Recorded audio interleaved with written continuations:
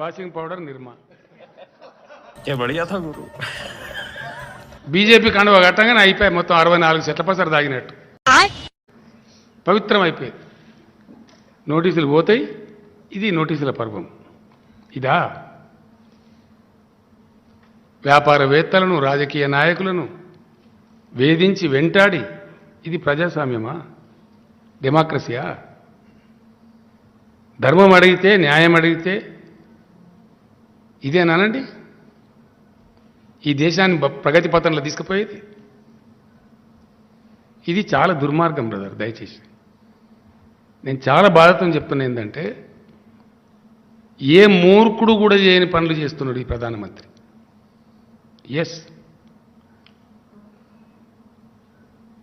దేశ ఆర్థిక భవిష్యత్తును కూడా సర్వనాశనం చేస్తున్నాడు. ఎవ్వరు కూడా చేయరండి అట్లా.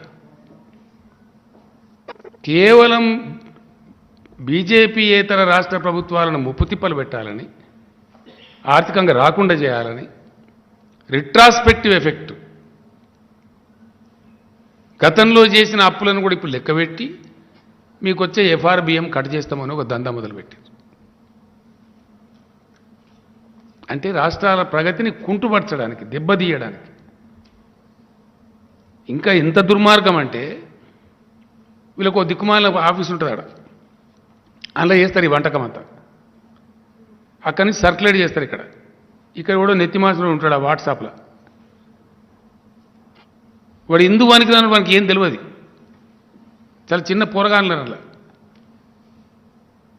వాళ్ళు వీనికి చెప్పేస్తారు అన్నట్టు. తెలంగాణలుగా మేము పైసలు రాకుండా చేసినాం, ఆర్బీఐ ఇయ్యేది అని కొన్ని ముడమో పేపర్లు ఉంటాయి. ఆ ఒకటి వాడు ఒక కథ రాస్తలేదు, ఒకటి ఇష్టం వచ్చినాయి. అంత అసత్యం. ఏం రాస్తాడు? రైతు బంధు ఇయ్యరటేగా, బంద్ అవుతుందట, పైసలు ఇవ్వట,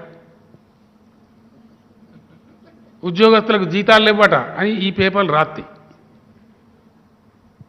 ఇదా తెలంగాణ ప్రభుత్వం ఇచ్చే రైతు బంధును బంద్ చేయడానికా భారతదేశ ప్రభుత్వం ఉండేది? తెలంగాణ రైతుల నోట్లో మట్టి కొట్టడానికా బీజేపీ ప్రభుత్వం నరేంద్ర మోడీ ఉండేది? సమాధానం చెప్పండి మోడీ గారు. ఇదేనా మీ దుర్మార్గం? మీ చిల్లర రాజకీయం కోసం, మీ అధికారం కోసం ప్రజల గోస పోసుకుంటారా? రైతుల నోట్ల మట్టి కొడతారా? ఇది రాజకీయం అనిపించుకుంటారా? రాష్ట్రాల ప్రగతిని దెబ్బతీస్తారా? తద్వారా దేశం గొంతు విసుకుతారా? చివరికి సైన్యాన్ని కూడా వదిలిపెడతలేరే మీ దిక్కుమాలినతనానికి. పురనీయం ఇదెక్కడ న్యాయం?